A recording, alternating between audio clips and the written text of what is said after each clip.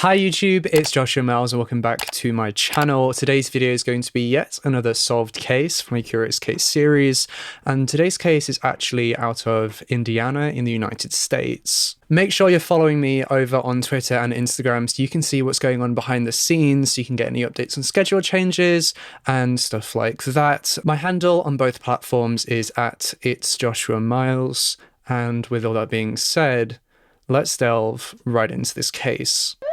5 Juliet, 1 Dakota first.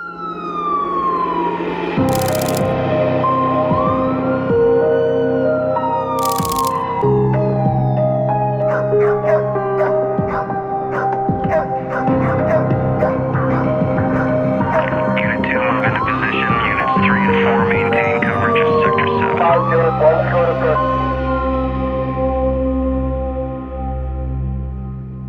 Tuesday, the 25th of January 2005, a day that would start out just as normally as every other day that came before it for the residents of Crothersville, Indiana. But as the sun began to set, the lives of the almost 1,600 townsfolk would become a living nightmare. Katlyn Maria Collman was born on the 13th of August 1994 in Seymour, Jackson County, Indiana, which was about 30 minutes away from Crothersville. Katlyn, known as Katie to her friends and family, was born to her parents Jonathan and Angela, and she had one older sister. The family resided in Crothersville, and I believe the nearest good hospital was the hospital in Seymour, which is why Angela had her children there. Every member of the family was active in their local church, the First Baptist Church of Crothersville, with Katie being involved in their Awana program. The Awana program stands for Approved Workmen Are Not Ashamed, and is a program aimed at children between age 12 and 18. Katie was a part of the program as soon as she was eligible to join, and it saw her attending weekly clubs at the church, and it taught her about Jesus, and it aided in helping her to develop her social skills, relationship skills, and to develop her spiritually. Aside from the church, as with most kids, Katie loved to play outside, and she loved watching the Disney Channel. She was described by all those who had the pleasure of knowing her as being really happy all the time and always having a really big smile on her face. By the time of that fateful Tuesday in 2005, Katie was in the 4th grade at the Crothersville Elementary School, where she was considered to be one of the more popular kids in her year. She was a lovable and kind little girl who could easily make friends with anyone and everyone. After finishing school that day at about 2:45 p.m, a family friend, who we'll call Mrs. Hodge, picked her up along with her own kids from the school and brought her home. In the car, she happily discussed with Mrs. Hodge and the other kids in the car the pajama party that they were planning to have the next day. When Katie got home, she found her mother Angela in the kitchen preparing the dinner for that evening. You see, John, Katie's father, worked evening shifts at a local factory, so it usually came down to Angela to prepare dinner for the children. John had just started his evening shift when Katie came home from school. Angela hadn't had that much time that day to do all of the things that she needed to do at home, and also nip out to the store to get essential items that they were running out of. So at about 3 o'clock, Angela asked Katie to nip out to the local Dollar General and grab some toilet roll, as they needed some. This wasn't an unusual request for Katie. She had gone to the Dollar General on numerous different occasions and was very confident in the route that she would have to take. The dollar store itself was only a block and a half from the family home, only a 5-minute or so walk. To get there, Katie would have had to go past a block of flats where one of her friends lived before crossing the train tracks to get to the Dollar General. And after she had bundled up in warm clothes and started out on her short trip to the Dollar General on that cold January day, with $1.10 in her coat pocket safely tucked away so that she could buy the toilet roll, she stopped by the apartments of the friends that lived lived along the route. After popping by, she said hi, stayed there for a little while before leaving, crossing the train tracks and going to the Dollar General, where she purchased the toilet roll. Now, interestingly, at this Dollar General, the sales assistant noted that she didn't have the correct change with her, so the sales assistant just made up the difference from her own money so that she could buy the toilet roll and sent her off on her merry way. Katie also went over to the bank, which was nearby, to get a lollipop or a sucker, I think they call it there.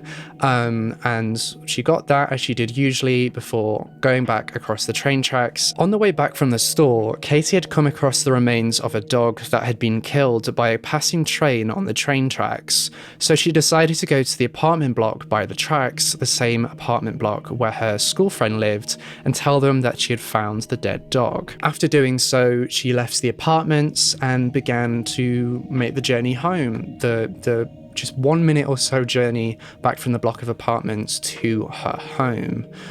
But Katie would never arrive at home. Initially, Angela wasn't all too concerned with the fact that Katie hadn't come home immediately, as she knew that Katie oftentimes went round to her friends and stopped by to say hi, to chat to them, who lived along the route, so she wasn't too worried about the fact that she was late in coming home. Though, as the minutes and hours began to tick by, Angela began to grow more and more worried. Angela left the family home and went to go find Katie and bring her home, as her dinner was almost ready.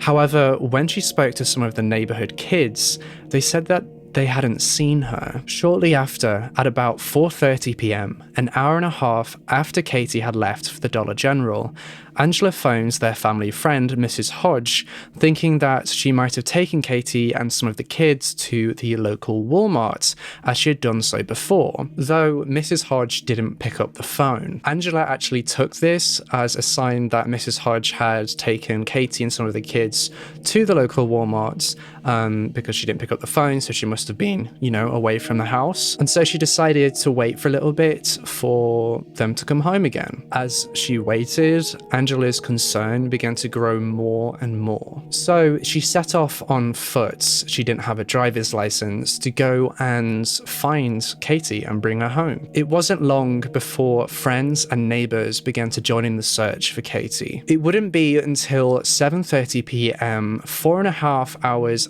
after Katie had left the Dollar General, that Angela would get a hold of Mrs. Hodge. After a brief phone call with Mrs. Hodge, Angela's concern quickly transformed into frantic panic.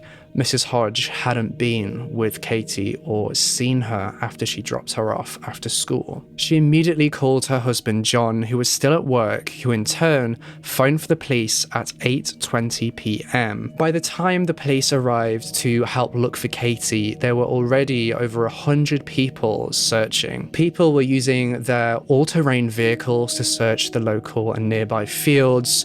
Others were searching by going up and down all the streets in the town in their cars, calling her name, while others were searching on foot. Police officers across Indiana came to aid in the search, alongside firefighters and search and rescue teams. They searched the entire night and into the following morning, but to no avail. The FBI then joined the search in the afternoon of Wednesday, the 26th of January 2005.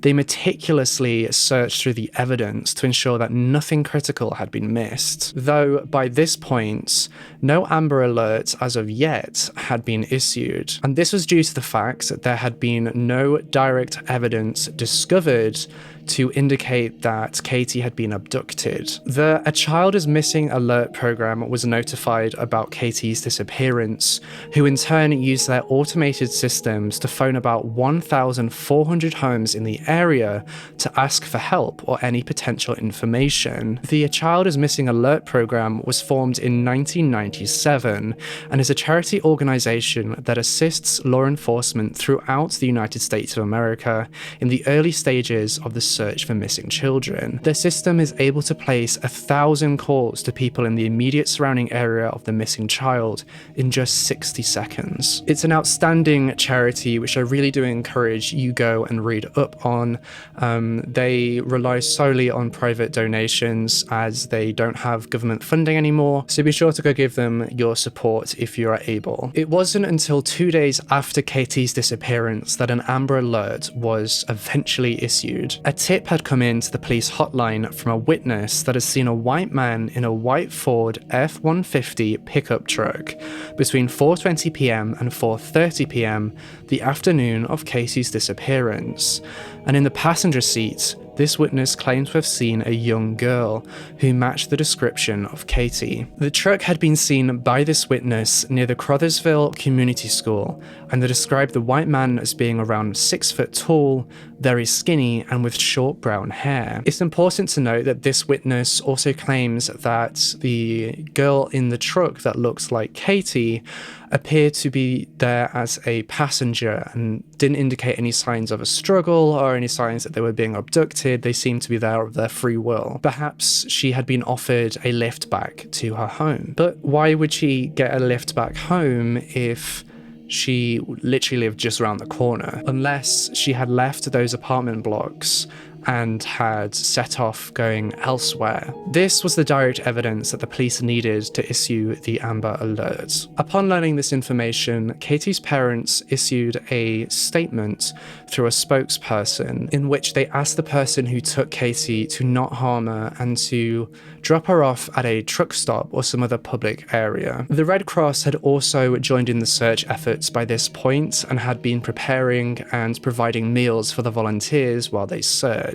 Helicopters with thermal imaging cameras were also deployed to try and determine whether perhaps she had gone into the local surrounding forests or fields, gotten injured, or maybe gotten lost, but they were unable to find anything. A police sketch of the suspect was published by the police department in the hopes that it would jog someone's memory or that it was someone that somebody in the community knew. As you can see, the man has a thin and somewhat long face. Police sketches always give me the goosebumps for some reason. There's always something really creepy about them, and this one is definitely one of the more creepy sketches. Along with this sketch, the police released more details about the unidentified man.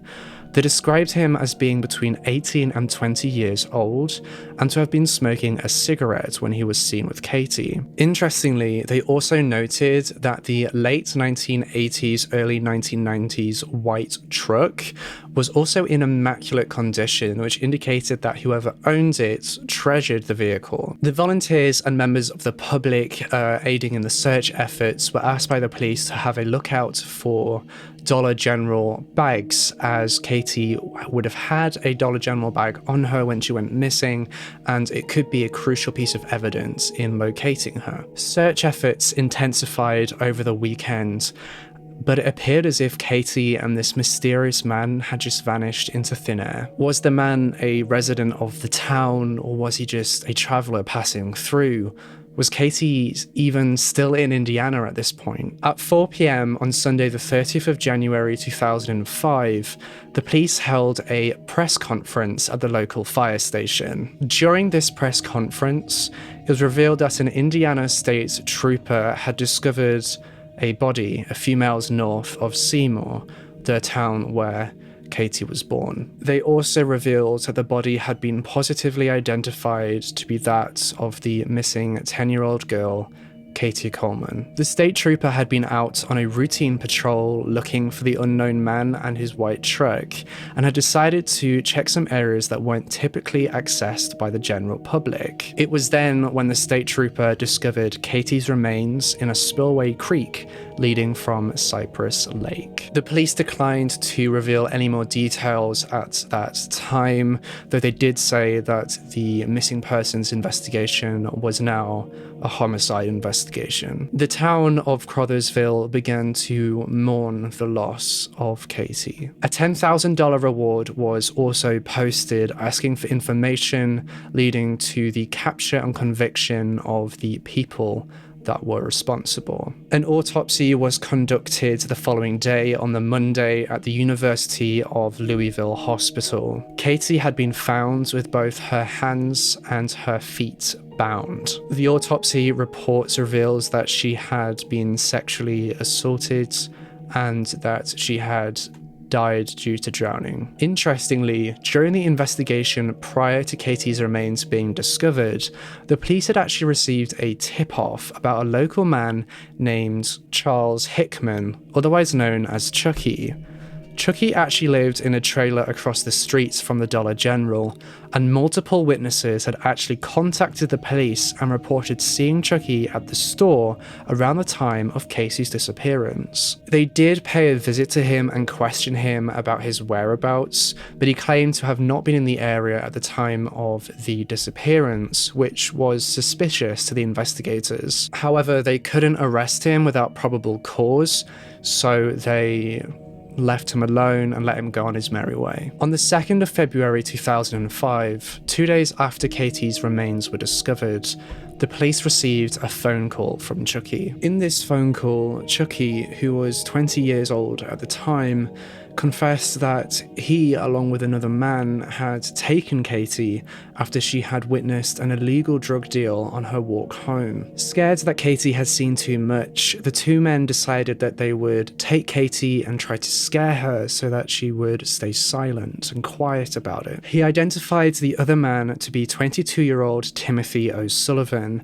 and he told the investigators that he had taken Katie to Timothy's house before they both took her to the creek in his car. They tied her hands and feet in an attempt to scare her quiet, but she apparently fell into the creek and drowned. That same day, the police arrested Chucky with murder and criminal confinement charges, and he was brought to the police station where he made a formal confession. Chucky claims that the white Ford F-150 pickup truck was owned by his friend Timothy O'Sullivan, who had aided him in the murder. He also implicated another man, a 17-year-old boy. Timothy and the 17-year-old man were arrested also later that same day. During the investigation into Chucky, the background checks and whatnot, the police discovered that he had had sex with a 13-year-old girl in exchange for methamphetamines. Chucky was held without bond on the murder charge,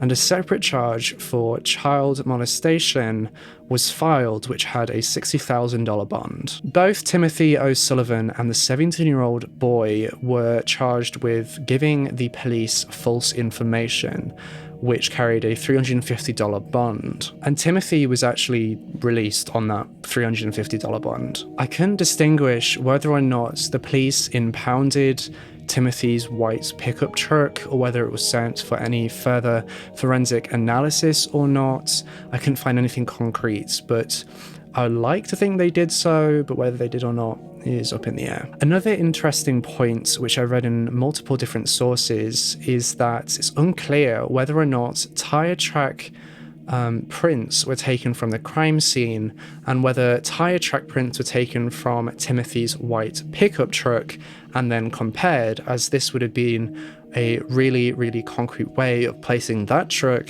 at the crime scene. What we do know is that DNA samples were taken from all three men to be sent off and compared against DNA taken from Katie's body, and also DNA found on a cigarette butt at the crime scene, and this happened at the end of March in 2005. This case seems to be pretty straightforward. They had a man who had confessed, who had links to the same white truck that had been seen with Katie in it. He had a motive, he'd presented the motive, and he had a previous conviction of sexually assaulting a young girl. He was also seen by multiple witnesses at the Dollar General on the afternoon of Casey's disappearance, and he lived close by. The results of the DNA tests came back a week later on Wednesday the 6th of April 2005, and these results turned the entire investigation on its head. The DNA was compared against the state DNA database and it hit a match. Chucky's DNA didn't match any of the DNA swabs or samples taken from the crime scene. Neither did Timothy O'Sullivan's nor did the 17-year-old boy. The match was for a different local man, 38-year-old Anthony Stockelman. He was immediately arrested by the authorities on sexual molestation charges. Anthony Stockelman had no previous criminal history besides 1 or 2 misdemeanors, but he hadn't been unknown to the investigators during their investigation. The same evening that the Amber Alert was issued, detectives had paid a visit to Anthony's home to question him about his whereabouts on the day Katie went missing.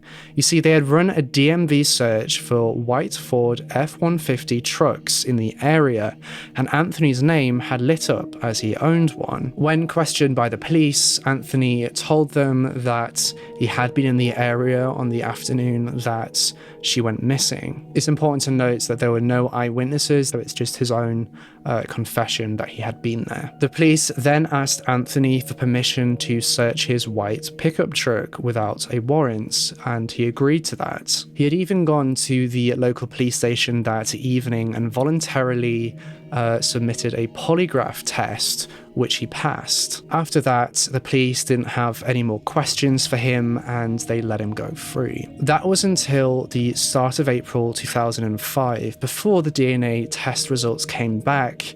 The police showed up at Anthony's door and asked him to provide a DNA sample, which he willingly provided to the police. Interestingly, the police had been unable to determine or identify any kind of link or connection or relationship between Anthony and Chucky, or Anthony and Timothy O'Sullivan, or Anthony and the 17-year-old boy. There was no connection. On one hand, the police had a man who had confessed the murders, fit the criminal profile, and had given a motive and explanation as to what happened that day, and had been found to have previously sexually molested a young girl before.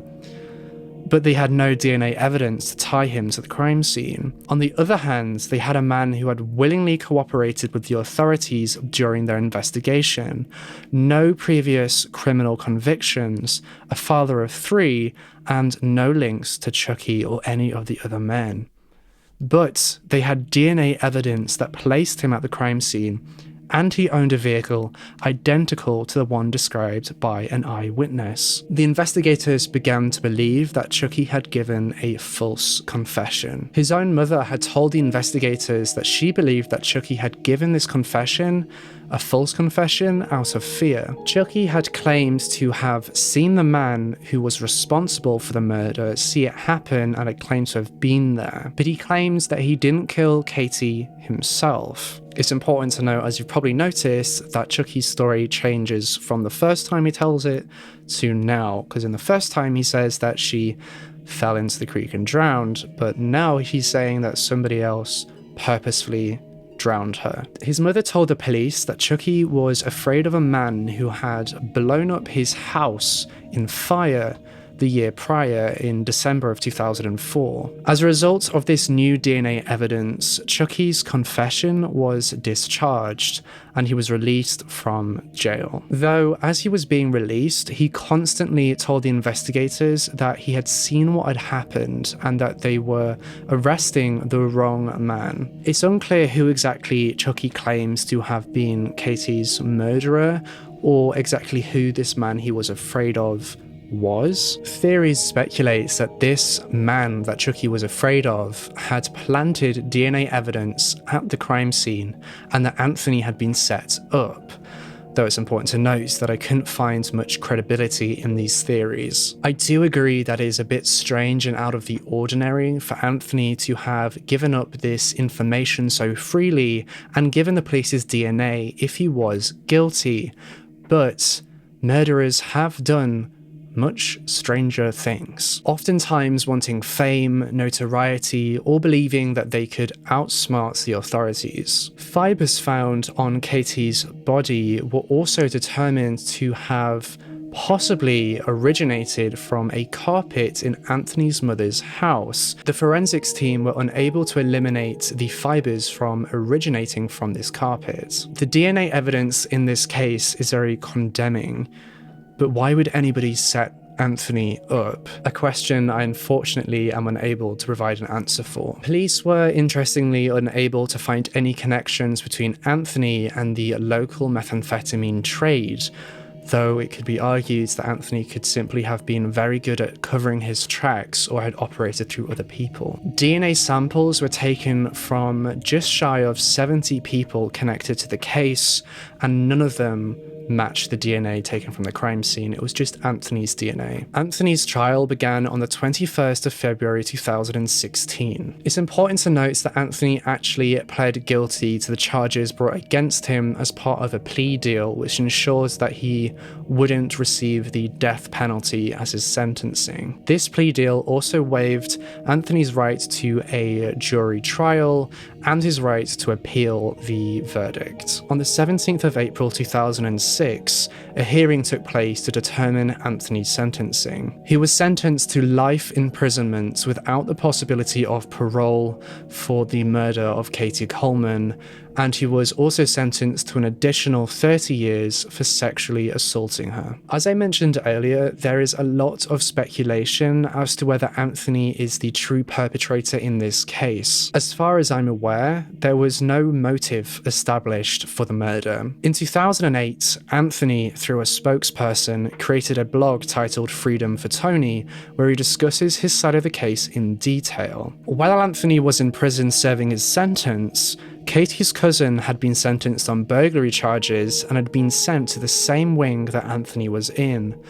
Katie's cousin hid in Anthony's cell, waiting for him to come in, and when he did, he shut the door behind him, pinned Anthony to the ground, and tattooed the words "Katie's Revenge" on his forehead. But what do you think of this case? I personally believe that Anthony must have some form of connection with Chucky that the investigators failed to find. I don't believe that he acted alone, and I do believe that he has connections with Chucky, or at least with the local drug dealing scene. An interesting write-up on the website peopleagainstprisonabuse.com poses a lot of questions, kind of attacking the investigation in this case. I have chosen not to include it in this video just because I don't like to dwell on theories, especially when they don't have evidence or credibility behind them, but I have left a link to that website and Anthony's blog, the Freedom for Tony blog, in my sources down in the description below if you're interested in reading about the theory that Anthony is innocent. Let me know what you think down in the comments below. I personally think it's really interesting that Chucky was found to have sexually assaulted a minor, a young girl, and was still let free from jail without facing prosecution on those charges. Something doesn't make sense there. It's suggested by a few people that the police were under enormous pressure by the public to solve the case and to prosecute someone, which is why the investigation seems to be a bit of a shambles. When you compare the police sketch to Anthony and then to Chucky, it looks a lot more like Chucky than it does Anthony. But again, it could be said that the police sketch might not be entirely accurate. They very rarely are that accurate, and it is really difficult to ignore the DNA evidence found at the crime scene. Also, Anthony was 38, and the eyewitness placed him at 20 years old-ish. So he doesn't quite fit the criminal profile that this eyewitness had developed, which is another interesting point. But again, the eyewitness, memory isn't the most reliable thing in the world. So let me know what you think in the comments down below. I know this video is a bit shorter than the usual videos that I upload on this channel,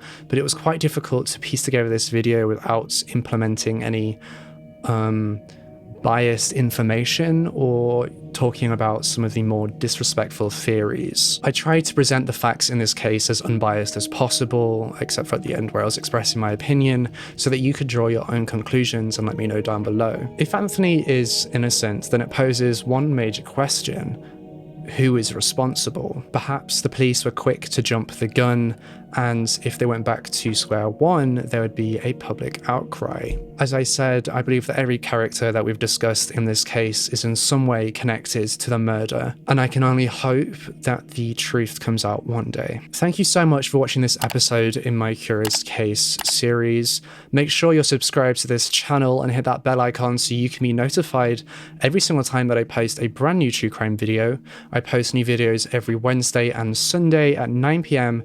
UK time, both true crime videos, so be sure you're subscribed so you don't miss out on those. If there are any updates to scheduling changes due to a multitude of reasons, such as needing more research, editing, that kind of thing, then I usually announce that over on my Twitter and Instagram, as well as the YouTube community tab. So make sure you're following me over on Twitter and Instagram so you don't miss out on that. I'm really interested in knowing your thoughts on this case. I just have to quickly say that I'm not defending anyone in this case. That's not what I'm doing in this video. I'm not defending anyone. I'm not saying anyone is guilty. I'm just giving my informed opinion on what I believe, and that is that I believe that every character that was discussed in this video is in some way responsible for the murder, or in some way connected. And with all that being said, I'll see you in the next case.